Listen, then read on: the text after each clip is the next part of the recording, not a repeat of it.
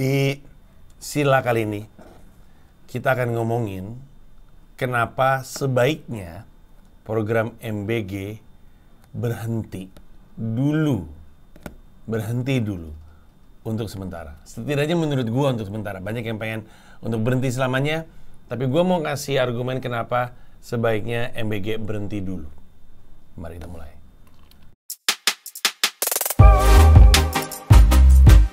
Proklamasi kemerdekaan Indonesia. Believe in God. Kalau emang lu bener meninggalkan duduk dialog sama Enggak, gue lagi nggak jualan ini. Kan ini nggak dijual. Ini adalah merchandise gratis untuk penonton Sweet Room, Skybox, dan Royal Box di Mensreya. Gue cuma mau pamer aja, maknya lucu memang. Oke. Lebih dari 4.700 siswa yang tersebar di seluruh Indonesia sakit. Banyak istilah yang digunakan adalah keracunan. Tapi nanti ketua BGN menggunakan istilah yang lain, nanti gue ceritain. Tapi 4.700-an fix sakit. Nah, ada banyak suara yang mengatakan bahwa MBG ini mesti dihentikan. Ada counter narasi juga, nanti gue akan kasih tahu, yang mengajak masyarakat untuk menolak ajakan untuk berhentikan BGN. Nah, gue mau mengingatkan dulu di awal, gue adalah salah satu pendukung program makan bergizi gratis. Kenapa? Karena sejak zamannya namanya masih makan siang gratis. Sejak kampanye, gue berapa kali bikin reaction terhadap debat, gue berapa kali bikin konten di Sila, dan gue pernah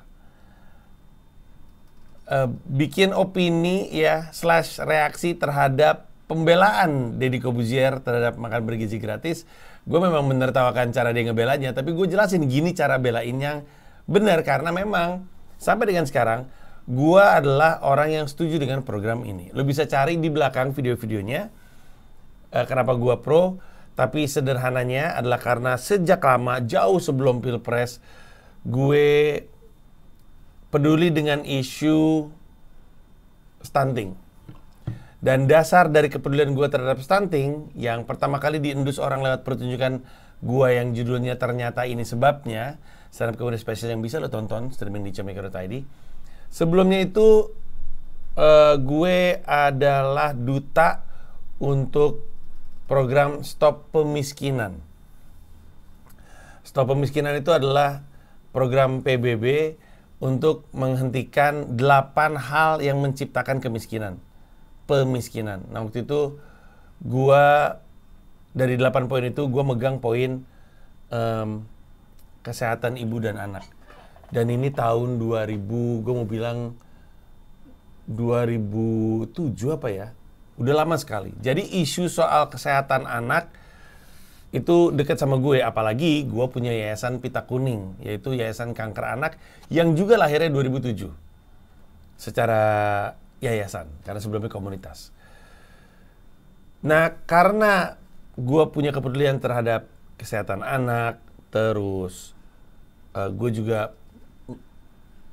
sering sosialisasi soal isu stunting, maka gue tahu gizi anak ini penting. Gue ingetin sekali lagi bahwa program makan bergizi gratis ini tuh bukan program yang disasar kepada anak-anak saja sebenarnya, walaupun yang sekarang ramai adalah 4.700-an siswa. Sebenarnya program makan bergizi gratis ini didistribusikan oleh pemerintahan Prabowo kepada ibu hamil, karena stunting diawali dari gizi yang ibu itu miliki ketika mengandung dan 1000 hari pertamanya si anak.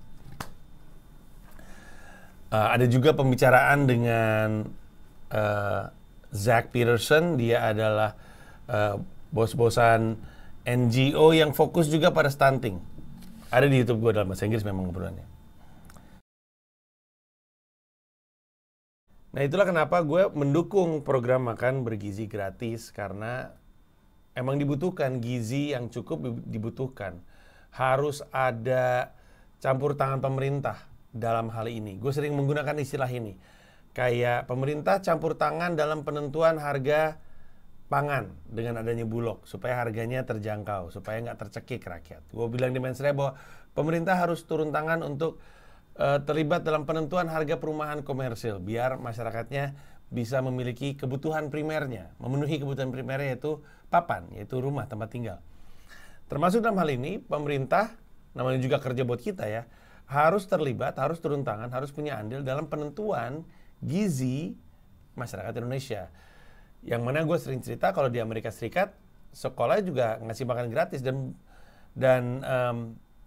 kalau di gue nggak tahu SD ya, karena kan Syira masuk SMP, Dipo masuk SMA.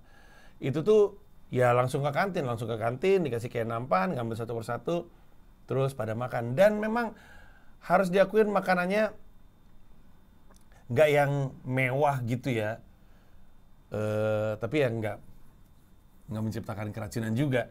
Tapi memang ada, jadi itu didistribusi. Secara eksekusi mungkin jadi lebih baik ngeliat yang ada di Amerika Serikat karena gue selalu ucapkan ini negara merdeka 1776. Yang kita alamin sekarang mungkin mereka udah laluin dari lama gitu. Nah cuman kan permasalahannya, masa kita nggak mau menerima kenyataan bahwa memang ada yang salah. Dan memang mereka juga mengaku ada yang salah. Waktu itu mungkin lo ngelihat ada wakil ketua BGN, ibu siapa gue lupa yang nangis-nangis itu, yang minta maaf bukan maksud kami akan coba lebih baik lagi, terus bikin hotline untuk segala macam. Yang oleh ibu itu tentu tidak, tapi oleh publik dianggap seperti soap opera aja gitu ya, kayak sinetron jatuhnya. Mungkin ibu itu, gua sih bertanya-tanya kenapa yang melakukan itu ibunya ya, wakil ketua bukan ketuanya langsung, kan penanggung jawab utamanya beliau. Tapi mungkin sinismenya adalah karena mereka tahu kalau ibu ini yang maju, ibu ini akan menangis dan nangisnya akan membuat terkoneksi dengan publik jadi simpati, publik jadi nggak terlalu jahat sama BGN gitu kan namanya, atau ya Badan Gizi Nasional. Tapi pun gue ngeliat di Tempo nih, gue ngeliat di Twitter, Kepala BGN mengaku kami lalai karena itu, mohon maaf ini wawancara ya antara Tempo dengan Dadan Hindayana. Ada kutipannya. Ditanya sama Tempo, Anda sudah mengevaluasi kasus keracunan makan bergizi gratis? Dijawabnya, saya menyebutnya bukan keracunan, melainkan gangguan pencernaan pada penerima manfaat karena kualitas menu yang diberikan tidak segar lagi. Ada beberapa hal yang menjadi penyebabnya dan kami mengaku lalai, karena itu kami mohon maaf. Jadi beliau sendiri mengaku ini salah. Terus begitu pertanyaan selanjutnya, Anda didesak mundur karena kasus keracunan ini, apakah bersedia? Dia bilang, bagi saya itu normal, saya diangkat ke kabinet karena Bapak Prabowo Subianto, saya tidak memiliki faksi, alias nggak geng-gengan mana-mana. Bagi saya selama Pak Presiden masih percaya kepada saya untuk memimpin, saya akan tetap melaksanakannya. Saya tidak akan menghiraukan isu-isu lain karena ingin berfokus, bekerja, dan mengejar target yang diberikan kepada saya. Seperti yang selanjutnya, banyak orang ragu terhadap keberlanjutan MBG jika Prabowo tak lagi menjadi presiden. Prediksi Anda pas di slide iklan. Nah, tapi isunya App Tempo ini kita sering bahas beberapa kali ya. Gue nge-search lanjutan artikelnya karena gue berlangganan kan. Nggak ketemu, dapat juga ini. Tapi nggak ada wawancara itu. Tapi poin yang gue ingin sampaikan adalah mereka tuh sadar salah. Hanya saja desakan untuk berhenti ini tidak diindahkan oleh mereka. Alasannya bisa beda-beda. Kayak contohnya, bukan alasannya ya, counter narasinya bisa beda-beda. Salah satunya adalah counter narasi yang menganggap penghentian MBG itu sesat. Nah, Pintar Politik adalah sebuah akun Instagram yang oleh orang udah ditandain sebagai akun yang lebih pro kepada rezim. Maaf ya teman-teman Pintar Politik, kan kita juga ada masih sering tektokan. Gue juga ngerasanya seperti itu, karena ingat nggak waktu gue sempat bikin pernyataan, I can't believe I'm saying this, but Prabowo might be right. Itu tuh di mana-mana, di Twitter terutama, itu tuh dorong sama buzzernya Pak Prabowo, influencernya Pak Prabowo, influencernya pemerintah, influencernya rezim. Didorong, makanya ada narasi Panji sekarang udah nggak tajam ke rezim, padahal mah gue yang bagus gue puji, yang enggak gue kritik gitu. Nah tapi itu tuh diangkat termasuk oleh Pintar Politik ini. Panji sudah berubah haluan atau berubah hati dan segala macamnya. Nah, dalam konteks MBG, minimalnya yang gue catat aja, yang gue simpan, mereka tuh punya 2 postingan, si Pinter Politik, yang satu judulnya Pikiran Sesat Penghentian MBG dan Jangan Berhenti MBG. Kalau dilihat postingnya bahasanya bahasa aman. Contoh, yang di Pikiran Sesat Penghentian MBG. MBG memang perlu dievaluasi, namun pihak-pihak yang meminta program ini dihentikan permanen dinilai berpikir sesat, mengingat banyaknya manfaat program ini. Jadi, narasinya itu narasi pro terhadap MBG dan pro terhadap rezim. Beberapa pihak menilai permintaan penghentian MBG sebagai pemikiran sesat. Jadi dia ngeles. Judulnya datangnya dari dia, tapi dia bilang bukan gue yang ngomong. Ini orang-orang ini yang bilang itu sesat gitu. Tapi kan narasinya keluar bahwa yang bilang penghentian MBG itu sesat. MBG adalah hak anak karena Indonesia menandatangani konvensi PBB penyediaan gizi anak. Ya dan tidak. Bahwa kita tanda tangan konvensi PBB penyedia gizi anak tidak berarti programnya kemudian MBG kan. Pinter Politik. Meski memang MBG perlu dievaluasi karena kasus-kasus keracunan, betul. Namun bukan berarti menihilkan manfaat besarnya. Presiden Prabowo sebut MBG adalah hak anak, utamanya mereka yang hanya makan nasi pakai garam. Kutipannya, mereka atau anak-anak itu makanya hanya nasi pakai garam, kata Pak Prabowo Subianto, makanya dikasih begituan. Dikasih MBG. Fakta-fakta soal MBG, ini juga counter naratif yang memperkuat kenapa MBG itu perlu. Serap 337.000 tenaga kerja. Layani 28,28 anak sekolah. Penuhi gizi 920.000 balita, 153.000 ibu hamil, dan 313.000 ibu menyusui. Benar atau salahnya, ya kita bisa perdebatkan. Bisa jadi benar. Tapi kan isunya itu adalah apa yang mau disikapi dari 9.000 atau 4.700, kita ngambil angka yang paling kecil deh ya. 4.700 yang keracunan ini dengan kemungkinan ada satu yang meninggal karenanya. Karena kalau dibilang oke, fakta-fakta soal MBG serap 337.000 tenaga kerja. Pertanyaan besarnya adalah penyedia atau vendor dari makan bergizi gratis ini milik siapa dulu? Karena 337.000 tenaga kerja ini diserap, tapi kalau misalnya diserapnya oleh wirausaha yang dimiliki para jenderal, kan salah juga. Kenapa gue ngomong kayak gini? Karena yang lagi ramai di sosial media adalah pernyataan si Ibu Wakil Ketua BGN yang bilang, saya nggak peduli, pokoknya kalau lo nggak beres, mau jenderal kayak yang punya. Saya stop, dan itu pasti beliau kena tegur sama pernyataan itu.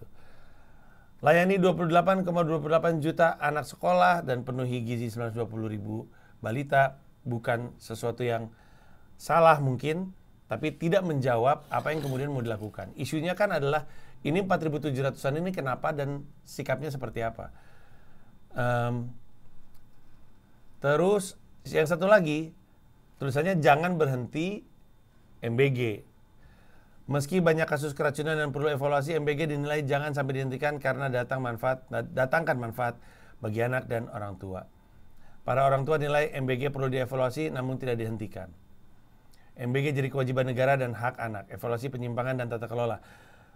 Pertama kali Indonesia punya program makan bergizi gratis, perlu waktu untuk penyesuaian dan mencari bentuk yang paling tepat, juga hilangkan penyimpangan dan pihak-pihak tak bertanggung jawab. Jadi sebenarnya yang disampaikan itu nggak jauh beda sama apa yang gue pengen sebenarnya, bahkan orang yang dianggap banyak kontranya sama pemerintah. Cuman narasi yang dibangun adalah pikiran sesat penghentian MBG dan jangan berhenti MBG. Kan mereka bisa aja. Misalnya bahasanya adalah mengevaluasi MBG. Sama dong poinnya. Atau penghentian sementara MBG butuh untuk didesak. Sama dong.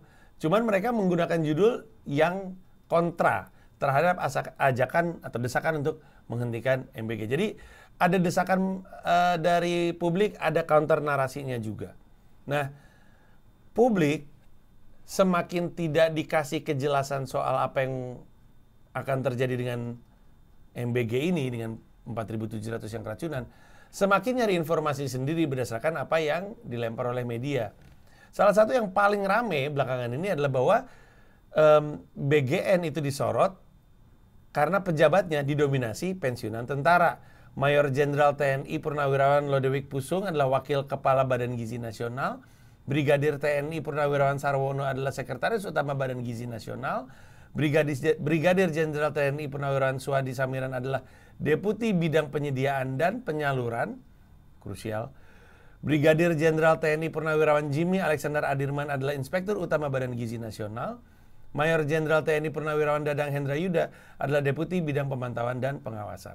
Nah, walaupun kita mengerti kenapa tentara, mengerti tapi bukan berarti menyetujui ya. Walaupun kita mengerti kenapa tentara dengan alasan efektivitas dan efisiensi, gue pernah bilang dari lama sekali Pak Prabowo itu cenderung dari luar ya menurut keyakinan saya, itu mengelilingi dirinya dengan banyak orang-orang militer karena familiar dengan sistem kerja orang-orang militer. Dia pengennya cepat, selalu diwawancara sama jurnalis itu yang banyak kali itu cepat, pengen secepatnya, dan secepatnya butuh efektivitas, butuh efisien, dan yang paling efektif dan efisien sejauh pengalaman Pak Prabowo adalah tentara. Makanya tentara-tentara ditaruh di sini, kita mengerti. Tapi kan jatuhnya adalah seberapa besar mereka memahami aspek gizinya dari MBG, aspek kesehatan dari MBG, aspek quality control dari makanannya. Di luar efisiensi dan efektivitas, ada hal-hal lain yang mungkin bukan fortenya beliau ini. Jatuhnya kayak ngelihat waktu pandemi, waktu itu kepalanya yang ngurusin itu adalah orang yang bertanggung jawab terhadap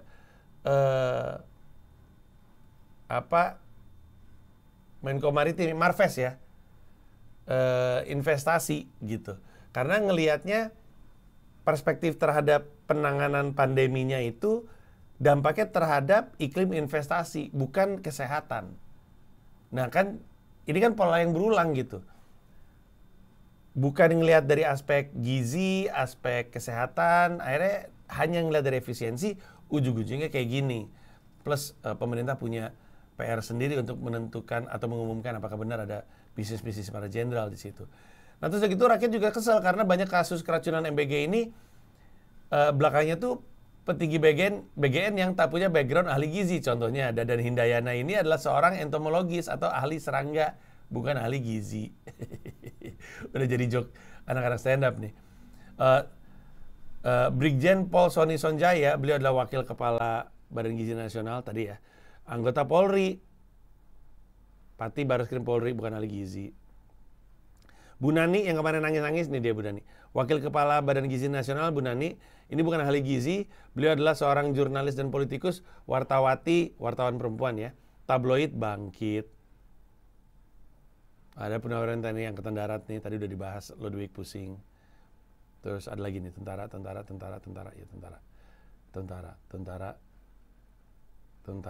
ya benar. Nyoto Suwigno, Deputi Promosi dan Kerjasama BGN, bukan ahli gizi, Deputi Badan Pangan Kemendagri. Jadi ujung-ujungnya masyarakat khawatir, kecewa dengan bagaimana program ini dijalankan. Nah, gue berpendapat bahwa MBG ini emang mesti berhenti. Dan memang berhenti sementara. Dan kalau kata gue, berhenti sementaranya itu nggak bisa hanya 1, 2, 3 bulan. Karena prediksi gue, Pak Prabowo tuh nggak hands on sama isu ini. Gue tuh kan pernah bilang di beberapa kesempatan bahwa ada banyak kabar dari banyak pihak, termasuk media, yang bilang bahwa Pak Prabowo ini tidak mendapatkan informasi yang utuh. Jadi dari semua informasi yang ada di bawah, nggak semuanya naik. Gatekeepingnya dilakukan oleh orang-orang terdekat beliau, yang mana menurut informasi yang saya dapat dari orang-orang yang dekat dengan orang-orang itu, ada 2 nama yang kurang ikrips lah.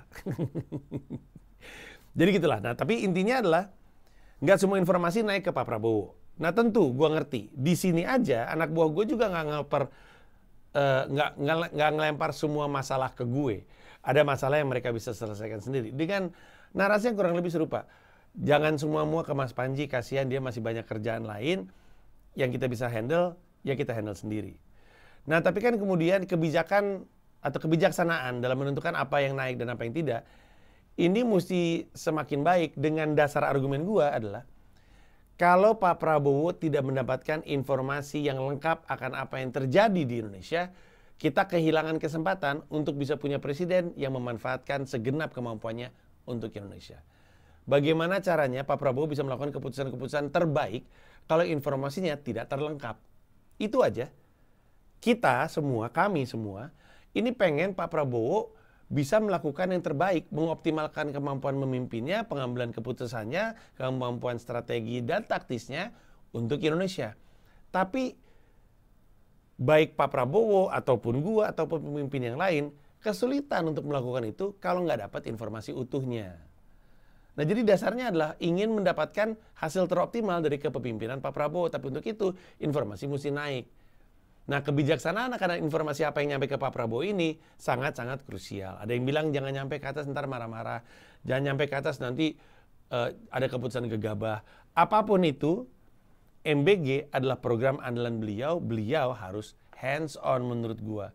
Karena ini kan program mercusuarnya beliau. Kesuksesan beliau ditentukan sama yang kayak gini-gini. Bentar lagi 20 Oktober 1 tahun Presiden Prabowo, harus ada sikap terhadap 4.700 yang keracunan ini. 4.700 itu banyak banget. Di mana 2 diantaranya adalah cucunya Mahfud MD. Nah, kalau menurut gua, bahasa pemerintahnya tuh harus lebih jelas dan spesifik dan menenangkan kepada publik. Bilang aja. Jangan cuma sekedar minta maaf, kami menyesal, kami akan perbaiki. Bilang aja. Saya mengumumkan, Pak Prabowo nih, saya mengumumkan penghentian sementara program makan bergizi gratis. Gitu aja dulu. Bahasanya tuh yang jangan, bahasanya tuh semakin clear, semakin susah untuk di-spin. Dari sisi komunikasi ya, semakin jelas, crystal clear. Semakin clear informasinya, semakin susah untuk di-spin. Informasi dari Pak Prabowo mesti clear. Saya, Prabowo Subianto, atau saya memutuskan untuk menghentikan sementara program makan bergizi gratis untuk mengevaluasi entah dapur, entah distribusi, entah bahan, dilakukan selama katakanlah 3 bulan. Bulan pertama akan mengevaluasi ini, bulan kedua akan mengevaluasi ini, bulan ketiga akan mengevaluasi ini. Ketika kami masuk lagi ke tahun 2026, selama bulan Januari sampai dengan bulan April, kami akan mulai kembali programnya, tapi hanya di daerah ini, dan ini. Nah, ini adalah sesuatu yang dibutuhkan oleh publik. Sekali lagi, gua bukan tipikal yang setuju dihentikan seutuhnya. Sama seperti yang dinarasikan sama pinter politik. Cuman gua ingin program yang gua dukung ini terasa manfaatnya. Udah yakin pasti akan ada hiccup, ada kerikilnya lah, udah pasti. Dalam hal ini mungkin bukan kerikil ya, bening bebatuan. Tapi kan kualitas kita dalam memimpin ditentukan oleh keputusan-keputusan yang kita ambil ketika masalah tiba. Semua juga tahu bakal susah, bakal ada berantakan. Tapi kalau bisa, kesusahan dan keberantakannya nggak mengorbankan kesehatan anak dan ibu ya. Kita nggak tahu di ibu ada isu apa. Gue ngomong kayak gini karena gue juga waktu itu ada di posisi pro dengan SJSN dan BPJS. Udah lama banget nih. Gue tuh pro SJSN, pro BPJS. SJSN diresmikan atau diketok di eranya Bu Mega, BPJS di eranya Pak Prabowo. SJSN itu sistemnya. Jadi di eranya Bu Mega, sistemnya diresmikan. Sistem Jaminan Sosial Nasional. Di zaman Pak SBY, badannya, BPJS-nya, kemudian dijalankan. Nah, lu juga tahu bahwa dari dulu sampai dengan sekarang, ya ada aja tuh cerita-cerita soal berantakannya BPJS. Tapi apakah itu membuat kita menghentikan program ini? Kan tidak. Apakah ada kedukaan atau kesedihan karena itu? Ada banget. Tapi ya jalan terus dan dievaluasi terus. Nah, berarti dalam hal ini Karena anak-anak, stoplah untuk sementara waktu. Evaluasi dengan benar, tunjukin bahwa Pak Prabowo, gue tahu persis apa yang terjadi. Karena seringkali Pak Prabowo ngomong apa, dan informasi yang nyampe ke kita itu adalah bahwa, oh lu tuh nggak tahu persis berarti apa yang terjadi. Kayak contohnya yang pengangguran terendah dan segala macamnya. Tunjukin bahwa Pak Prabowo tuh ngerti persis isunya, sehingga ketika Pak Prabowo ngomongin tindakan apa yang mau dilakukan, rakyat tuh tenang. Dan gitu aja sebenarnya. Stop aja dulu sementara. Karena kelihatan banget berantakannya. Kelihatan banget. Nggak ada ruginya kan. Kalau kita mau pakai program ini untuk selamanya. Kalau tahun 2367 mau ada MBG, apalah artinya berhenti selama setahun bahkan. Apa artinya? Apa artinya berhenti selama 6 bulan? Kalau untuk selamanya. Kan gitu. Tapi itu menurut keyakinan saya. Itu aja dari gua. Terima kasih banyak. Kita ketemu di sila berikutnya. Seperti biasa, kalau menurut lo ini boleh untuk dirilis untuk umum, silahkan kabarin. Gua akan rilis untuk umum. Thank you. Bye.